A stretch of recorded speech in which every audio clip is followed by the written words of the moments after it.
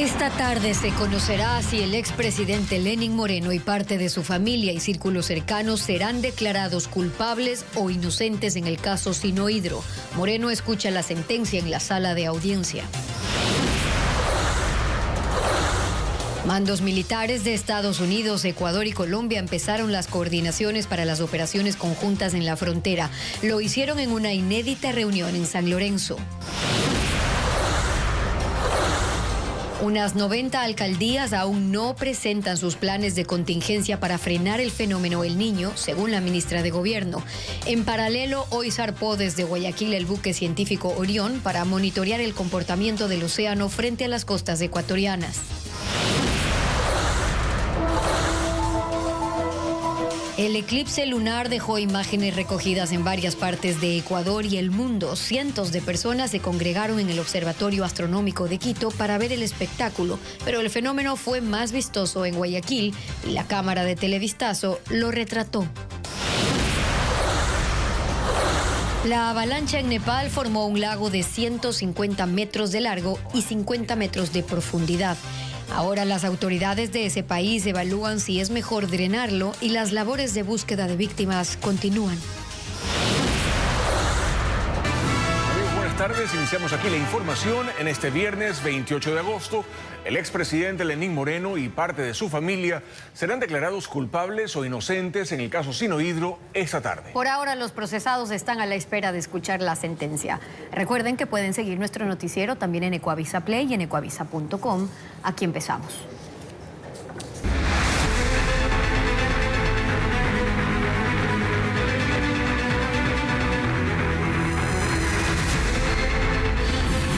Caso Sinohydro. Moreno ante la justicia.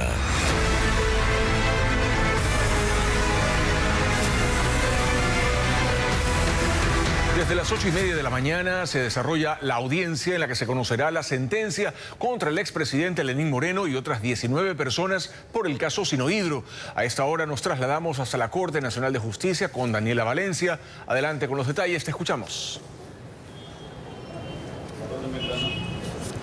Buenas tardes, Pedro. Pues te comento que a esta hora ya llevan 4 horas 30 la lectura de esta sentencia. No obstante, aún no se conoce ninguna condena, no se conoce nada de la decisión del tribunal respecto a estas 20 personas, incluido el expresidente Lenín Moreno y parte de su círculo familiar. La mayoría tomado al tribunal encabezado por el juez ponente Manuel Cabrera en sustentar su decisión basado en la teoría de fiscalía y responder también los argumentos de la defensa. A esta hora se suspendió por 5 minutos la audiencia. Previo a ello ya se inició con la individualización de la sentencia. Se inició con el exgerente de Coca-Cola Sinclair, Luciano Cepeda. Lo que se alcanzó a escuchar es que el tribunal dijo que sí se configuró su participación como autor del delito de cohecho. No obstante, no dio ninguna condena.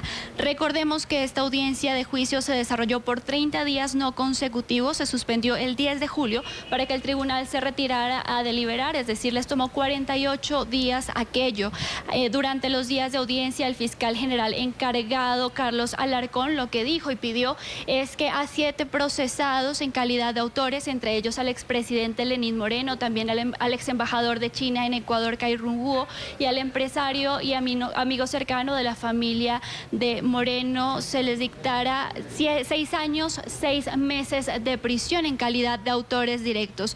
En contra de los 13 procesados restantes como cómplices, entre ellos la esposa de Lenín Moreno, su hija, sus 2 hermanos y también su cuñada, que el tribunal tomará la decisión de calcular cuál sería esta condena necesaria para estas personas. Recordemos que de acuerdo a la acusación de fiscalía, este grupo de personas habría participado en una red de sobornos, cerca de 76 millones de dólares para poder direccionar la construcción de Coca-Cola Sinclair a la empresa Sinohydro. Esto en 31 de enero se declaró como prioridad nacional y se firmó el contrato en 2009. Es lo que les podemos contar a esta hora. A esta hora permaneceremos aquí para darles más detalles y conectarnos de ser necesario.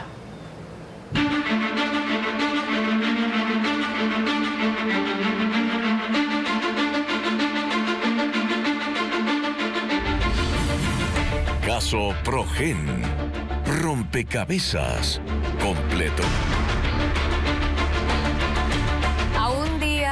de que se cierre la instrucción fiscal, un juez ordenó la vinculación de 10 nuevos procesados al caso Progen. Entre ellos están 2 ex asesores del ministro Roberto Luque durante su paso por la cartera de energía y que ya no están en el país. Los abogados de los técnicos de SELEC lamentaron la decisión, piden que las investigaciones apunten a altos mandos. Diego Puente con los detalles. El juez Rodrigo Sarango vinculó la noche del jueves a 10 personas más al caso Progen, tras una audiencia que se extendió cerca de 4 horas. El juez también ordenó prisión preventiva por petición de fiscalía en contra de José Manuel de Oliveira, ex asesor del ministro Roberto Luque, Peter Dreher, ex asesor de Luque y del exministro Antonio González, José Manrique, pareja de la procesada Carla Saúd y lobista de Progen en Ecuador, Luis Uxha, supervisor de operaciones de SELEC, Marlon Casilla, José Luis Sampietro y Marcos Guerrero, administradores de los contratos para las centrales de Salitral y Quevedo, Cristian Dajic, ex subgerente jurídico de Termopichincha, al igual que Daniela Gordillo, y José Aymara, ex director de planificación de proyectos. El juez consideró que hubo alteración de informes técnicos para favorecer a la contratista y además para emitir prórrogas injustificadas en la entrega de equipos y que permitieron el desembolso de millonarios de anticipos. El perjuicio de Salitral y Quevedo asciende a $104 millones. Así, el número de procesados pasó de 21 a 31 y la instrucción fiscal se extenderá por otros 30 días. Los abogados de los técnicos vinculados lamentaron la decisión del juez y apelarán la prisión preventiva. Señalaron que así se blinda a lo que ellos consideran los verdaderos responsables. Y ya no van a poder ser vinculados los Mendios Santos, porque esta fue la última oportunidad de que realmente se haga justicia y al final en este proceso lo que hay es más dudas que certezas. De los nuevos procesados, los 2 ex asesores de Luque y el lobista de Progen ya no estarían en el país. El juez pidió que se emita boletas para capturas internacionales. El presidente de la República, Daniel Noboa, regresó de una gira por Asia y en una entrevista radial lamentó la muerte de su amigo Michele Sensi Contuyi. También se refirió a las acusaciones de supuesta persecución a opositores. Informa Patricio Díaz. El presidente Daniel Noboa, a su retorno de Asia, atendió una entrevista en Radio Centro de Guayaquil. Ahí lamentó la partida de su amigo y director del Centro Nacional de Inteligencia, Michele Sensi Contuyi. Sí lo vamos a honrar con trabajo, con resultados, y hacia ahí es donde creo que deberíamos de usar nuestra energía. Es una conversación pues que en su momento también la tendré con el hijo de Michele. Informó que Daniel Correia se encargará hasta el final de las elecciones del Centro Nacional de Inteligencia. Luego se verá si se mantiene. El mandatario negó una supuesta injerencia en el proceso electoral.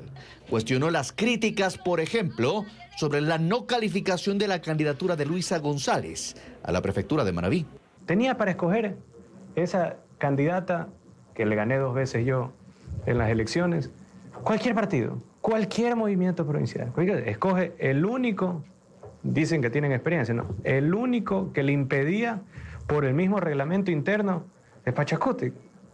Eso ya no es culpa del gobierno, ya es culpa de la estupidez de ellos. Pero no fue todo. Dice que el correísmo manejaba gran parte de los presupuestos de municipios y prefecturas y su temor ahora es perder ese poder. Les estamos afectando en algunos casos sus estructuras criminales y en otros casos sus estructuras de militancia política. El bolsillo se les toca. ¿Cómo le dicen a la gente después, oye hermanito, 22.000 trabajadores en el municipio de Quito? Oigan, ya váyanse a su casa. Defendió la ley antimafias y negó que se quiera usar para persecución. No tenemos ningún interés de perseguir a personas. Nosotros tenemos que acabar estructuras criminales para mejorar la vida de los 17.8 millones de ecuatorianos. Si es que hay políticos que están involucrados en las estructuras criminales, eso nosotros no lo escogimos.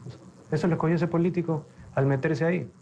Anunció que se implementará un sistema de citas italiano para la atención del Ministerio de Salud, que se busca que las medicinas lleguen en ciertos casos desde los mismos dispensarios. El jefe del Comando Sur de Estados Unidos, Francis Sandoval, realiza la 4ª visita al Ecuador. Este jueves estuvo por segunda ocasión en San Lorenzo, en Esmeraldas, en una inédita reunión con ministros de defensa y jefes militares de Ecuador y Colombia. Los 3 países anunciaron operaciones conjuntas contra el narcotráfico y la frontera norte y el Pacífico. Paul Romero con el informe. En el Cantón San Lorenzo, Esmeraldas, se realizó una inédita reunión de autoridades y jefes militares de Ecuador, Colombia y Estados Unidos, en donde anunciaron una estrategia conjunta contra el narcotráfico.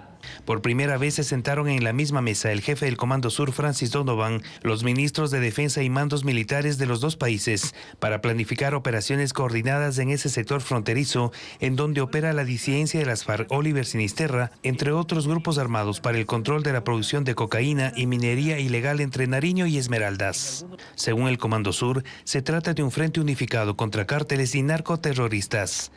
La frontera entre Colombia y Ecuador es un punto de estrangulamiento geográfico que los cárteles violentos han explotado durante mucho tiempo.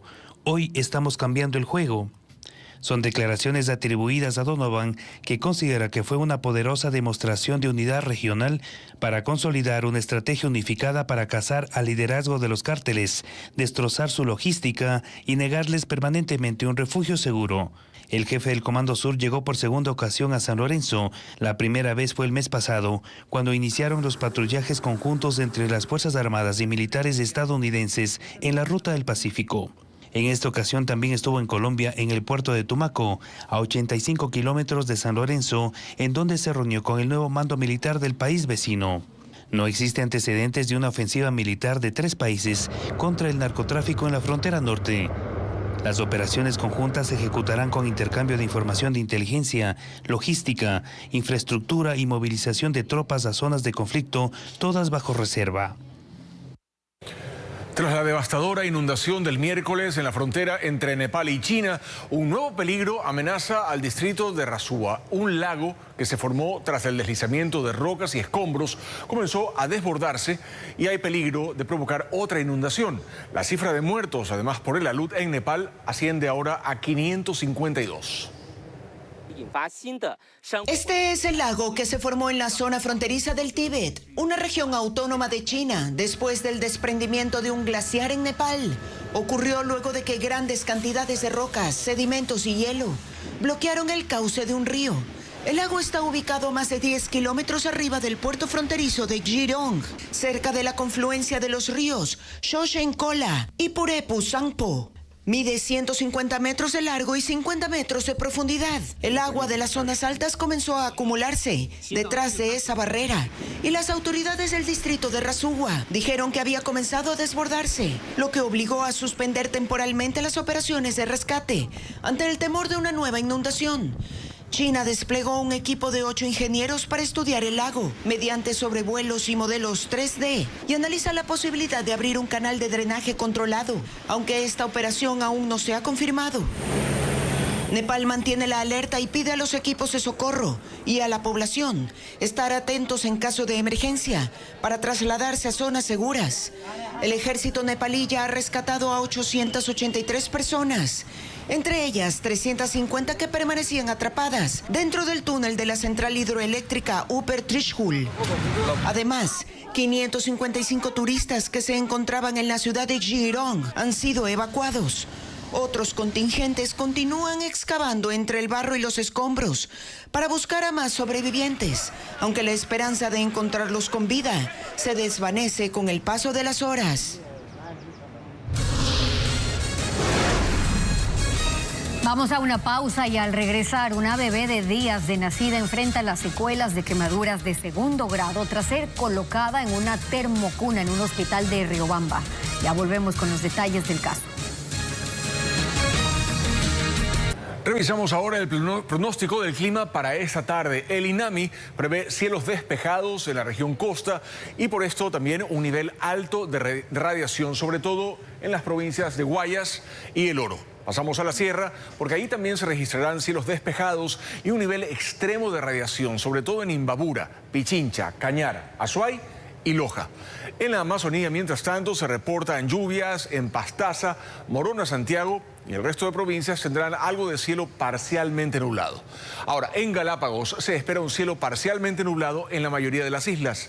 Pero recuerde sobre todo que si tiene planeado viajar a las playas este fin de semana, el INOCAR ha emitido una alerta de mar agitado y muy agitado también. En la costa las olas se medirán con niveles de entre 50 centímetros y 1,90 m, mientras que en Galápagos las olas oscilarán entre 1,20 m y 2,10 m.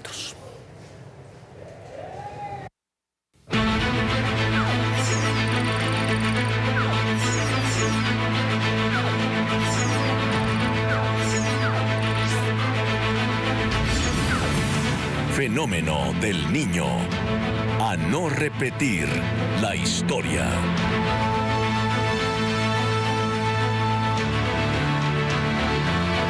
El buque Orión de la Armada zarpó hoy desde Guayaquil para monitorear la evolución del fenómeno del niño y recorrerá los espacios marítimos ecuatorianos durante 46 días.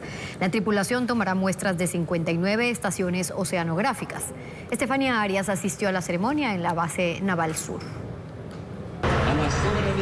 59 oficiales, entre tripulantes, científicos y estudiantes, zarparon hoy en el buque Orión desde el muelle de la base Naval Sur en Guayaquil. Ellos son parte del crucero regional Conjunto de Investigación Oceanográfica, una expedición científica que ejecuta el Instituto Oceanográfico de la Armada, INOCAR, por el fenómeno del niño. Para tener una visión un poco más amplia de cómo está evolucionando el niño, inclusive los posibles efectos o incidencias que tenga sobre la atmósfera. Y en el que participan también Perú, Chile y Colombia. En las próximas semanas van a estar zarpando también los buques de estos países para complementar la información y tener una perspectiva regional de lo que sucede. A la ceremonia asistieron autoridades de la institución y familiares de la tripulación, quienes se los despidieron entre abrazos y lágrimas. Fue seleccionado para ser parte de la tripulación, entonces él sabe lo importante de este trabajo y lo va a hacer muy bien. El buque Orión navegará durante 46 días. En ese tiempo recorrerá espacios marítimos ecuatorianos, llegando a 59 estaciones oceanográficas para monitorear el fenómeno del niño. Ya desde el zarpe de Salinas hacia el área insular realizará el monitoreo de las diferentes estaciones que están abarcando en esta región. Una vez que arribe al área insular, realizará el registro interno y posteriormente realizará el monitoreo en el área este, norte, oeste y sur de las Islas Galápagos. Y finalmente zarpará desde Manta a realizar las últimas estaciones en la parte costera. Agregó que las muestras que recogerá el personal en cada estación serán enviadas vía satélite para ser analizadas en tiempo real. Los primeros datos podrían obtenerse ya el 1 de septiembre. En cada una de estas estaciones de muestreo se realizan tomas de muestras de agua para análisis químicos, para análisis biológicos y asimismo se utilizan equipos que se descienden hasta una profundidad de 800 metros aproximadamente para monitorar las condiciones de temperatura, de salinidad. Los resultados serán utilizados por el Comité Nacional para el Estudio Regional del Fenómeno El Niño, ERFEN. La tripulación retornará a Guayaquil el próximo 17 de octubre. Y con más sobre estos temas, unas 90 alcaldías todavía no han presentado planes de prevención y preparación ante el fenómeno del niño. La cifra la dio la ministra de Gobierno durante un encuentro en San Borondón que reunió a autoridades locales y expertos internacionales para analizar cómo reducir el riesgo de inundaciones. Informa María Gabriela Carpio.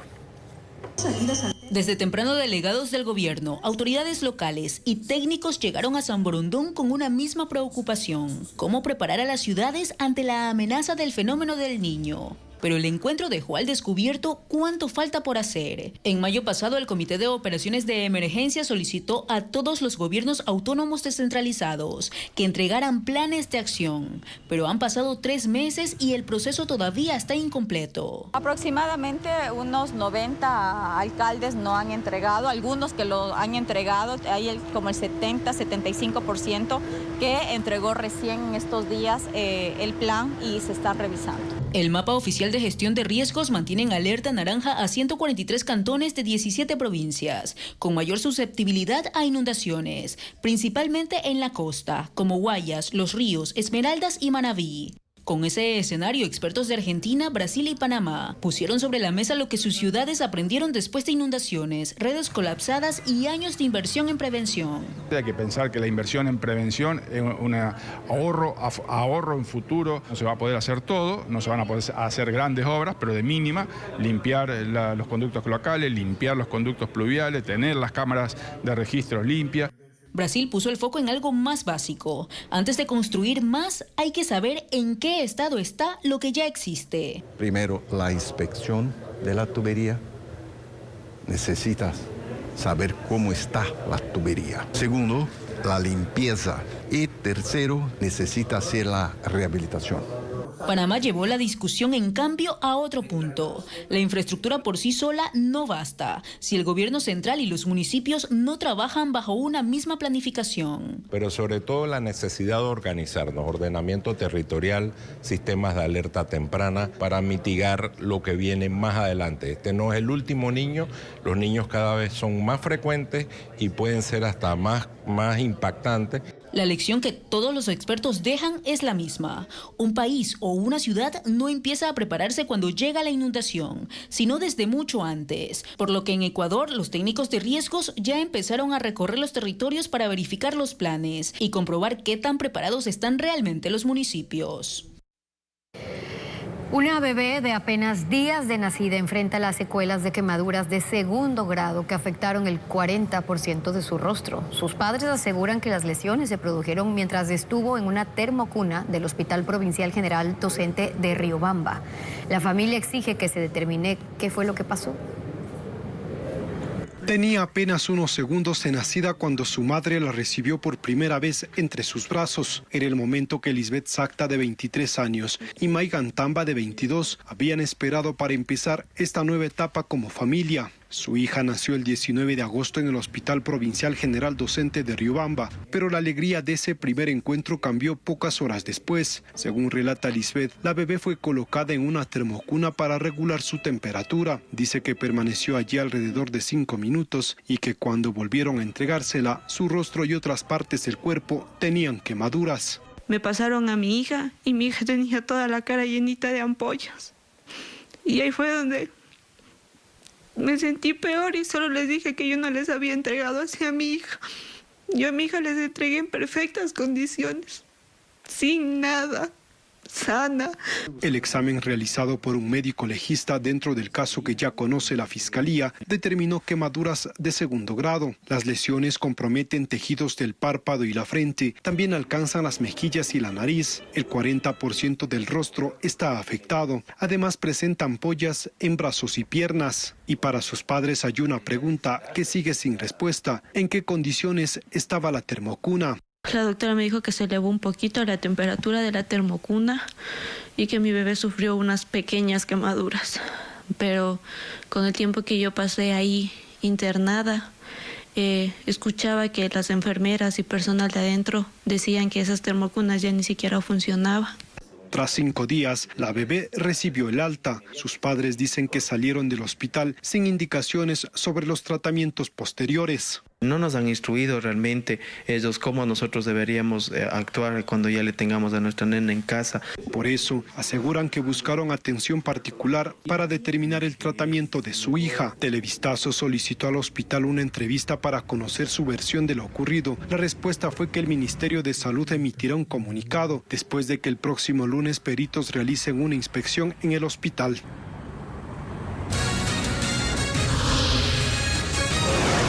Pausa y más adelante en Televistazo, 18.000 personas han sido convocadas a un festival musical en Quito.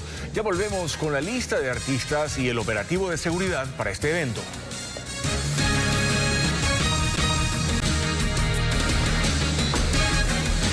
Un adolescente de 14 años, a quien las autoridades habían vinculado con varios hechos violentos en Manabí, es una de las 2 víctimas de un ataque armado ocurrido durante la madrugada de este viernes en una urbanización de la vía Manta-Jaramijó. El menor ya había sido retenido meses atrás por posesión de armas y droga y era conocido como el niño sicario.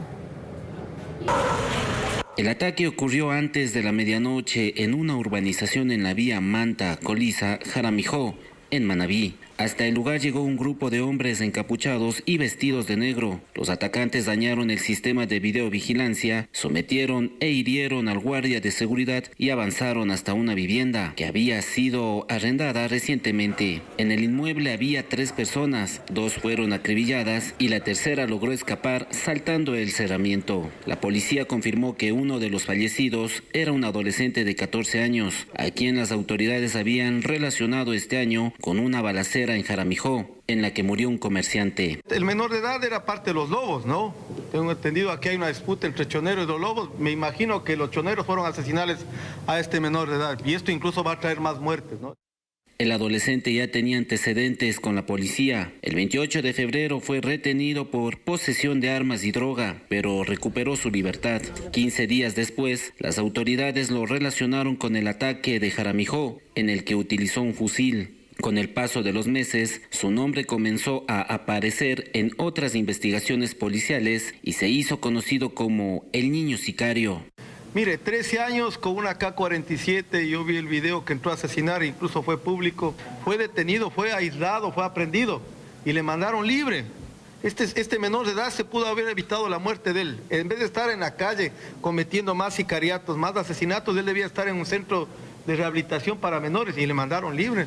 Según la policía, en los últimos meses el adolescente fue vinculado a investigaciones por al menos 6 crímenes. Tras el ataque de anoche, los agentes encontraron en la vivienda 2 vehículos que, según las primeras investigaciones, habrían sido utilizados en otros hechos violentos.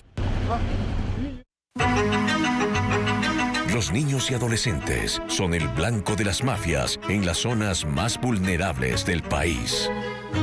¿Dónde están en mayor riesgo? ¿Cómo los reclutan? ¿Podemos llegar antes? En el país hay historias reales de prevención y segundas oportunidades. Menores en riesgo. Rescatarlos es posible. Un especial de Televistazo desde este miércoles 2 de septiembre en todos los horarios por Ecuavisa. Quito se lista para una gran jornada musical con 18.000 asistentes en el Parque Bicentenario este sábado. Maroon 5, Mike Towers y Yandel Sinfónico serán parte del FTC Live al Parque, que activará un operativo especial de transporte y seguridad sin cierres viales en Quito. Joel Vanegas tiene los detalles. Quito se prepara para recibir este sábado a 18.000 asistentes por el FTC Live al Parque, un festival musical que reunirá en el Parque Bicentenario a artistas internacionales como Maroon 5 y Mike Towers, además de Yandel Sinfónico y varios exponentes nacionales. Para facilitar la movilidad del público, no se contemplan cierres viales en los alrededores del evento durante todo el día. Así lo informó la Agencia Metropolitana de Tránsito. Más bien, habrá ampliación en los servicios de transporte. El Metro de Quito operará hasta las 2 de la mañana, mientras que 10 unidades del trolebús permanecerán en la estación El Labrador, junto a la explanada del Bicentenario, para trasladar a los asistentes hacia la terminal de Quitumbe minutos antes de que termine el festival. La seguridad también tendrá un despliegue especial. 250 efectivos y servidores estarán destinados al operativo. Entre ellos 150 agentes de tránsito, 50 policías y agentes de control metropolitano. Además, funcionará un puesto de mando unificado durante toda la jornada. El escenario para el FTC Live al Parque ya está instalado. Tiene aproximadamente 65 metros de ancho y 25 metros de alto y está equipado con tecnología de última generación. El festival se suma a una serie de conciertos internacionales realizados en la capital durante 2026. Según estimaciones del municipio, estos eventos han generado al menos $30 millones para la economía quiteña.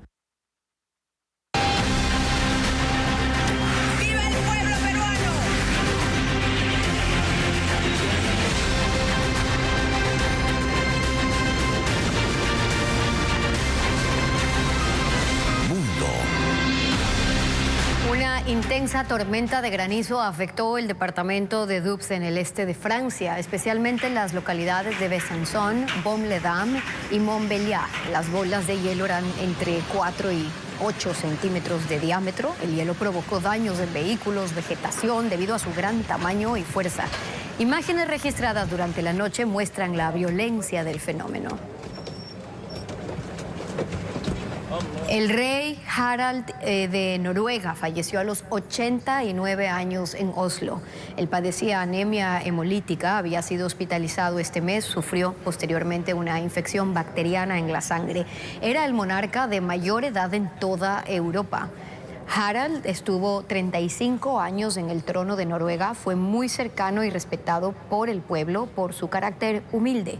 Estuvo casado con Sonja Haraldsen, hija de un comerciante sin ascendencia noble, rompiendo la que hasta entonces era la tradición de celebrar bodas entre descendientes de casas reales. Tras su muerte, quien lo sucederá en el trono es su hijo, el príncipe Haakon, de 53 años. Justus Kelly, de 31 años y representante de Virginia, fue coronada Miss USA 2026 anoche durante la edición 75 del certamen celebrado en Miami. Su triunfo hizo historia al convertirse en la primera madre y primera mujer casada en conquistar la corona nacional. Representará a Estados Unidos en el certamen de Miss Universe, que se celebrará en Puerto Rico. Durante décadas, las reglas de Miss USA impedían competir a mujeres casadas y madres. Sin embargo, en el 2023, el certamen modificó sus requisitos para permitir su participación y luego eliminó incluso el límite de edad.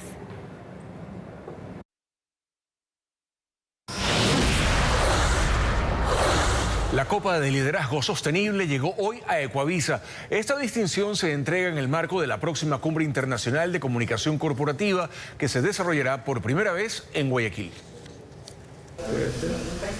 Hoy llegó a Ecuavisa la Copa de Liderazgo Sostenible para reconocer 59 años de trayectoria de una comunicación responsable y de calidad. Bueno, la Copa de Liderazgo Sostenible fue diseñada justamente para generar este espacio de conversación entre empresas, ¿no? Visibilizar los proyectos que al interior tienen para poderlo comunicar al sector empresarial, a la comunidad, de los diferentes ámbitos que se encuentran desarrollando en temas de sostenibilidad. Esta Copa ha recorrido varias empresas e instituciones del país como antesala de la Cumbre Internacional de Comunicación Corporativa, que se realizará el 2 y el 3 de septiembre en Guayaquil. El encuentro busca poner sobre la mesa cómo la reputación y la sostenibilidad se han convertido en elementos clave para el crecimiento y la competitividad de las empresas. A través de la confianza, las empresas consolidan a través del tiempo su trayectoria en el camino empresarial. Y para hablar de estos retos, la cumbre traerá a Ecuador a expertos internacionales como Sebastián Cebrián, director general de Villafañe y vicepresidente de DIRCOM España, y Santiago Fernández Gubieda, director de reputación de la Universidad de Navarra.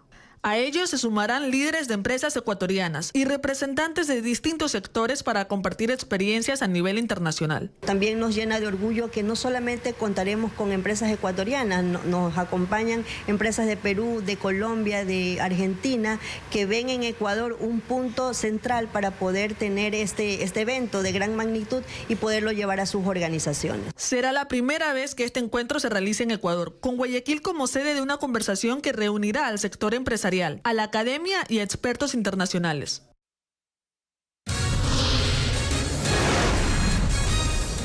Luego de la pausa, la UEFA prepara una denuncia penal contra el presidente de la FIFA y suspende provisionalmente el boicot a las competiciones internacionales.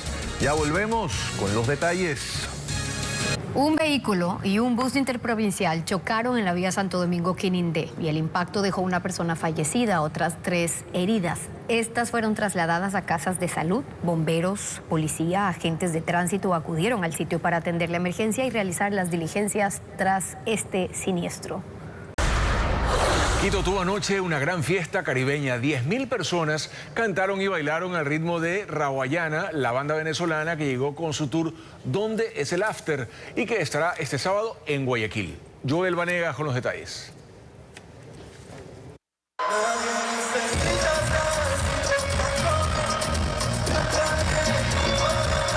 10.000 personas llenaron anoche el Coliseo General Rumiñahui de Quito para cantar, bailar y vivir una noche al estilo caribeño con Rawayana, la banda venezolana que recorre el mundo con su tour ¿Dónde es el After? Desde antes de que comenzara el concierto, los asistentes convirtieron el Coliseo en una fiesta. Música, baile y expectativa marcaron la espera por una banda que fusiona reggae, sonidos tropicales, pop latino y ritmos caribeños. Y cuando llegó el momento, el público cantó a todo pulmón éxitos como Dame un Break, High, Hora Loca, Feriado, Veneca y Domingo Familiar. Entre los asistentes estuvieron miles de venezolanos residentes en Ecuador, quienes encontraron en las canciones de Rawayana un pedacito de su país y la oportunidad de sentirse por unas horas como en casa. Mira, tienes soltero, inglés en Miami, tienes bikini, tienes se te nota. ¿Cuál quieres bailar? Típico que quiere que la rompa y después se enamora y se hace la tonta. Ahora estoy en el reunión familiar.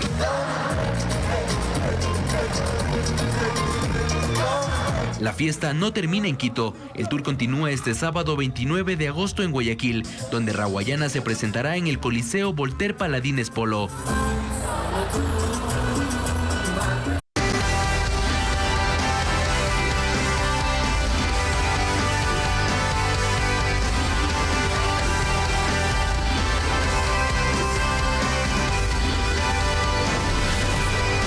Ecuaterra. 25 comunidades amazónicas se han unido para proteger una extensa red de ríos en Napo y en Orellana. Por medio de la iniciativa denominada Yumandi Wami, restauran riberas, vigilan la calidad del agua y han puesto límites a actividades que pueden contaminarla. Elizabeth Quesada con esta nueva entrega de Ecuaterra.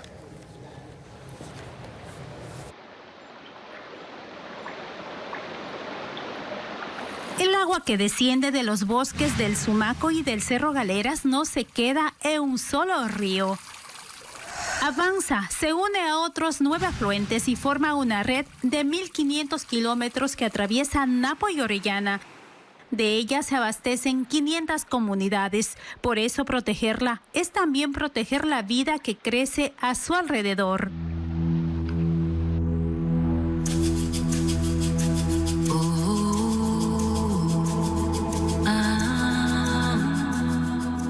Desde marzo, 25 comunidades quichuas y del pueblo Quijos se han organizado para hacerlo. Así nació el corredor comunitario Yumandi Wami, que conecta áreas de conservación y territorios comunitarios entre Archidona en Napo y Loreto en Orellana. 2.000 pobladores se reparten la tarea. Cada comunidad recorre a diario su territorio, retira residuos y detecta daños en riberas, vegetación y fuentes de agua.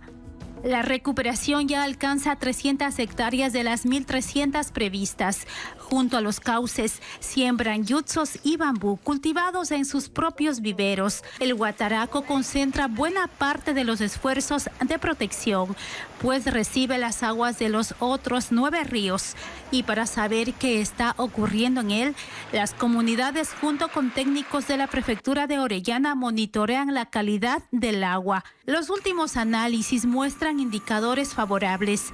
El agua presenta un pH prácticamente neutro y no registra sustancias asociadas a contaminación, pero conservar esas condiciones es el desafío.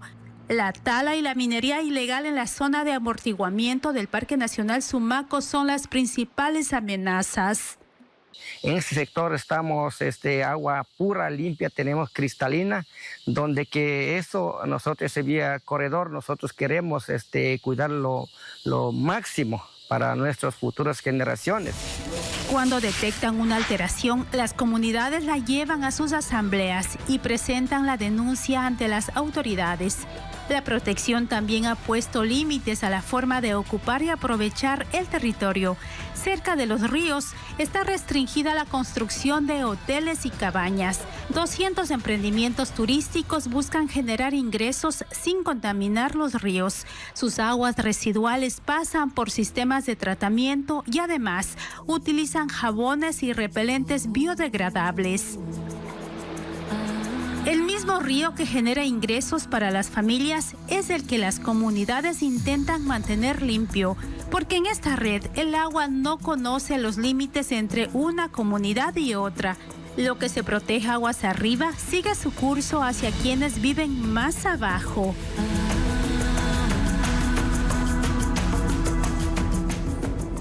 Y anoche más de 300 personas se reunieron en el Observatorio Astronómico de Quito para presenciar el eclipse parcial de luna. La actividad fue gratuita, contó con 5 telescopios para seguir el fenómeno. Adriana Bermeo con los detalles de cómo se vivió esta jornada astronómica.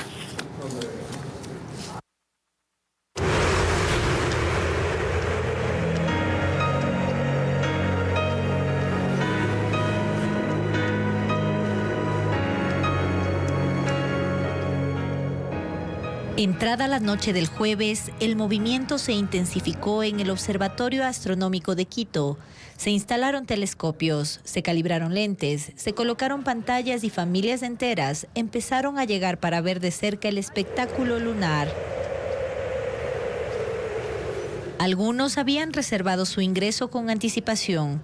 Otros se aventuraron a hacer fila, pero finalmente, pasadas las 9 de la noche, todos pudieron entrar. Más de 300 personas fueron parte de esta actividad gratuita en el Observatorio del Parque de la Alameda, un centro astronómico con 153 años de antigüedad. Siempre nos gusta compartir en familia este tipo de eventos que son gratuitos, que son accesibles para todos. Es algo que es único y ver en familia es mucho mejor. Antes de mirar al cielo, los asistentes recibieron una breve explicación sobre cómo se produce un eclipse y qué ocurre con la luna durante este fenómeno. Después, la expectativa creció. Los visitantes se distribuyeron alrededor del observatorio para turnarse en los 5 telescopios instalados en exteriores.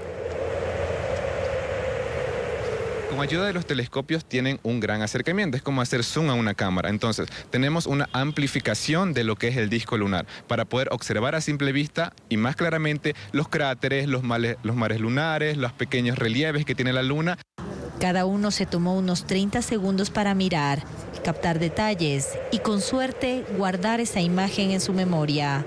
Ahorita que yo observé se ven otros detalles y se le ve tan cerquita, entonces como que la cogemos casi una experiencia súper linda. Excelente, súper chévere, la verdad, la experiencia, una noche mágica.